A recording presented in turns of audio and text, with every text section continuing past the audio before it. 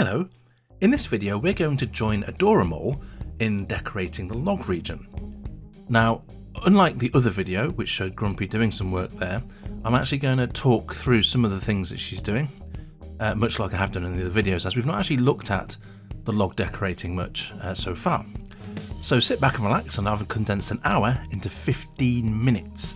So let's go, shall we? First of all, we start with this tree. Now, there was a mound there before we started filming, and so what Adora appears to have done here is obviously thought, well, there's a mound there, so how would a mound naturally occur next to a tree like that? Well, it would happen if the ground had grown over natural rocks which were in the area. So she's obviously gone with that theme and put rocks into the mound.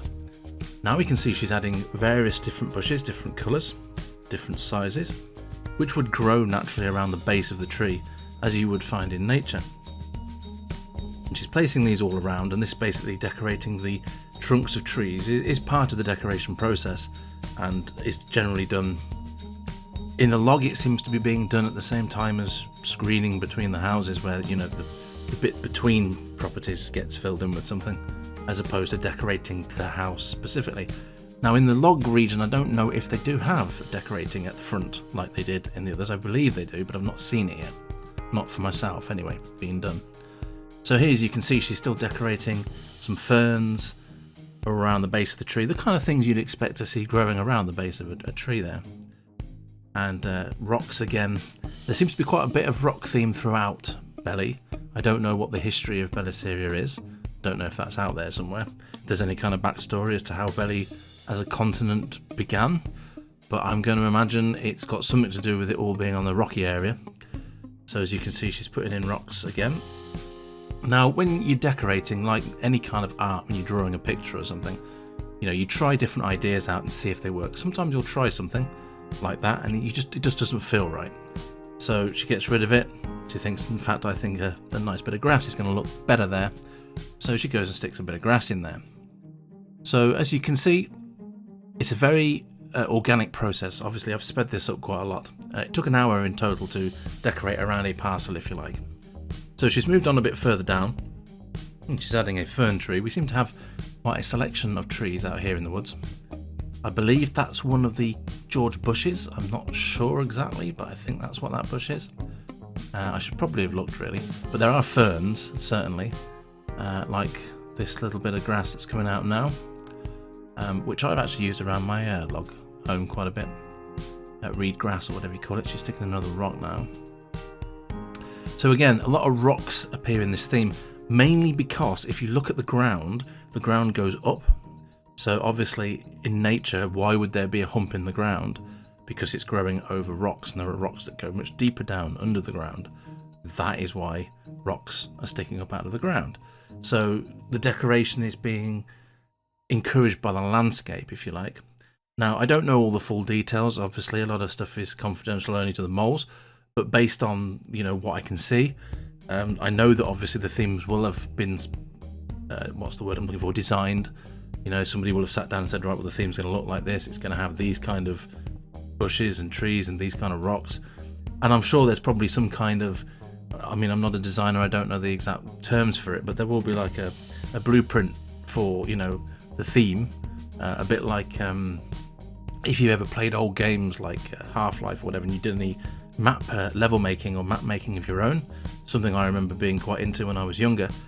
We had all the decals and all of the textures that the game gave you, and of course if you looked at those in any detail, you could see that each level had a palette, and in that palette were a certain set of colours, walls, things like that. So when you look around Belly, you'll notice that there are palettes for each area. There are, the palettes are the kind of bushes and trees, the colours, the type of rocks, for example.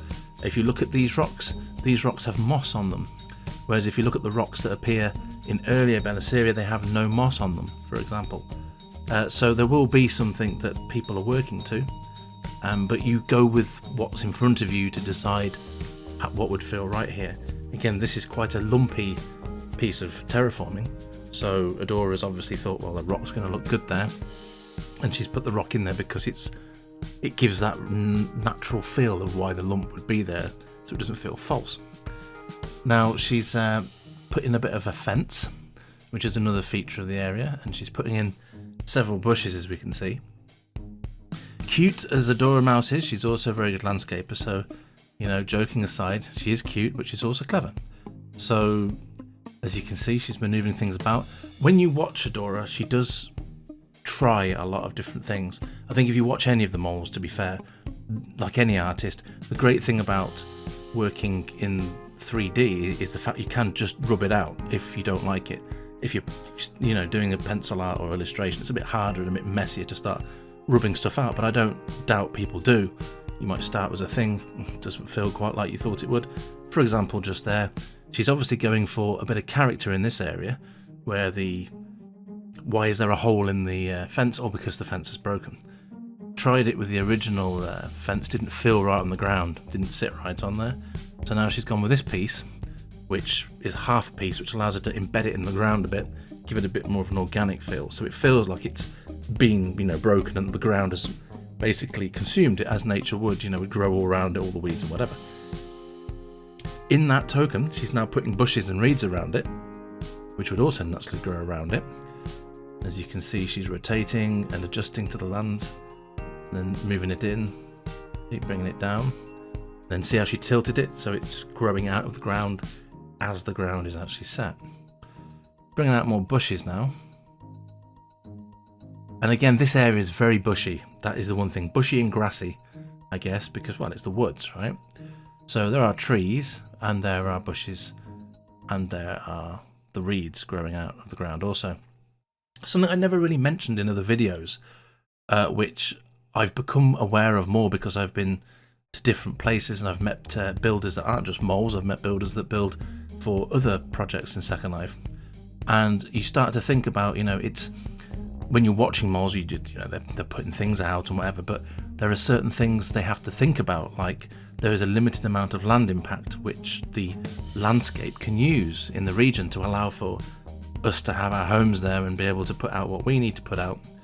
So they've got to try and make it look right, but at the same token they are limited by how much they can throw out.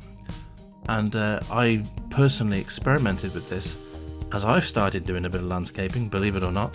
I can't believe it. I look at it and think, did I just do that? But no, having spent so much time with moles and other landscapers, I thought, right, I'm going to try it. What's the worst that can happen?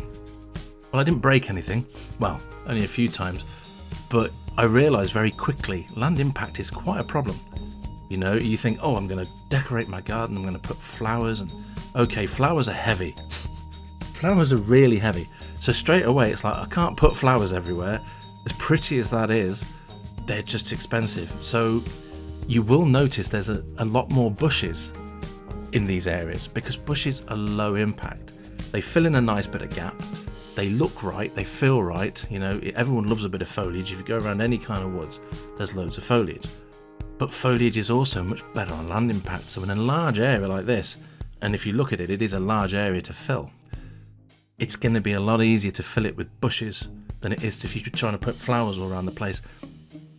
Another thing that I assume they would have to consider as well is if you're going to use expensive flowers, you want someone to actually see them.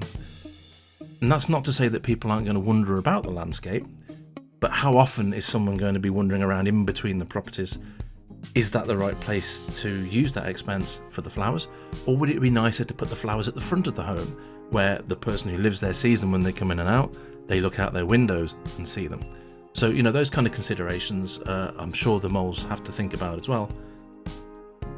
Here, again, you'll notice there's rocks and bushes, depending on how the ground is. The ground's quite mounded again, you'll notice here. So you see that's a bit of a better shot. You can see the mound, so these rocks very much a part of the reason that ground is sticking up the way it is. Now we've got some more bushes coming in.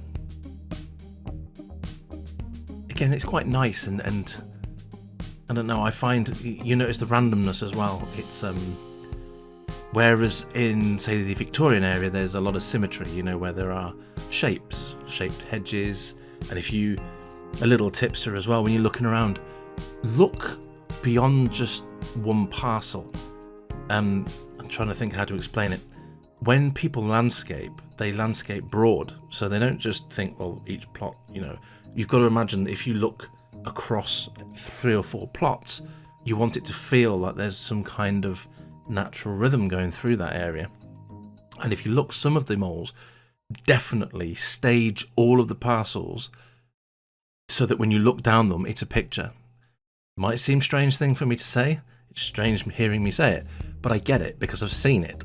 So there are clever things that go on all around you in Belly. You've got to look though. So next time you're wandering around, forget just looking at it like it's a bush or looking at it like it's a plant. Just step back a bit and just look all the way through if you can. And it's a bit hard to do, sadly. Obviously, if there's houses in the way now, you probably wouldn't see them.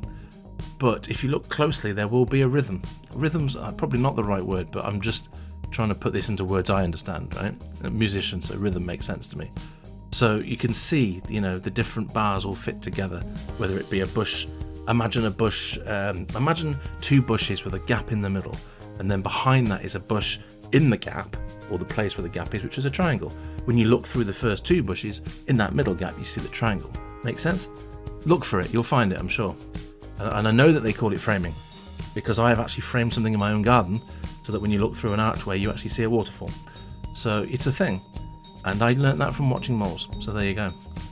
So as you can see, Adora is still experimenting with, I'm not sure if that's a fern, I think that is a fern that she's got popped out there. Oh, she's doing a bit of a running on the spot action man thing here. I think her AO got stuck actually while I was filming this, and I actually meant to cut this out, but you know what? It's quite funny, so I'm going to leave it in. There you go, she's done now. She's just keeping fit, it's just a little bit of a fitness regime. Yeah, this bit was all supposed to be edited. I thought I'd cut it out, but apparently I haven't. But oh well. There you go. It adds to it, doesn't it? It's really hard because I don't script any of this, so I'm literally just voicing this over as it's playing. So hopefully it's not too waffly, but that probably adds to the appeal, I guess. So as you can see, she's copying bushes as well. So if there's bushes, instead of resin them all out, she'll just copy from ones that are out and then replace them into different parts. It's obviously really hard when you don't know what the person's thinking, you're just watching them. But she has a very natural, when she puts stuff out, it just feels right, She very rarely ever repeats the same thing. Everything feels like it belongs with the other thing. So while they're all the same bush, they aren't the same bush, It's the way it sits with whatever it's sat next to, the angle that it might be sitting. Something you will notice though, that I've noticed when moles are working for sure, is they don't resize any of the objects. They just move them and tilt them. So, that's a thing. I know, it's worth bearing in mind. You don't necessarily have to mess around with the object to make it feel different. You can just change how it's tilted with the landscape and change the rotation of it, that it doesn't feel like it's the same rotation. Try and imagine, a bunch of flowers don't generally repeat a pattern unless you've planted them that way. So, it's okay to move them around a bit so they feel a bit more organic and not just copy, drag them and leave them duplicated. Otherwise they just look incredibly digital, I guess is the word I'm looking for. So you can see again, she's got thinner bushes nearer the tree. Here's another thing. Smaller bushes around the base of the tree, because generally if you look at the tree obviously draws a lot of water from the ground. So generally smaller plants tend to grow around the base of them because nutrients that are available, not so much, because the big roots are underneath there. So big bushes tend to have big roots of their own. So also you'll notice she uses big bushes further away from the base of the tree where it would actually be able to root. Okay, so we mentioned flowers earlier, and here we are. At the moment, the camera is actually on the path. So if you imagine, if you walk down this path to your left of your eye, you will see these flowers. As I mentioned before, flowers are expensive, so she'll be putting the flowers here so that you see them as you come up the path. Now there's another bush here, which I'm guessing is going to fill the gap there. Oh, I see, yes, there you go, look. So now your eyes are focused totally on those nice bushes because that blocks out what was behind, so your eyes aren't distracted by it.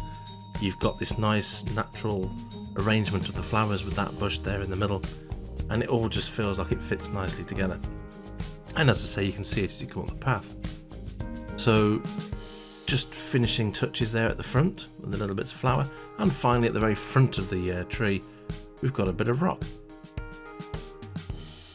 And as we can see, she's just finishing off there with a little bit of a bush at the front. And finally she'll just go inspect the work to make sure she likes it from all angles. So I hope you enjoyed that. We'll see you next time. Bye for now.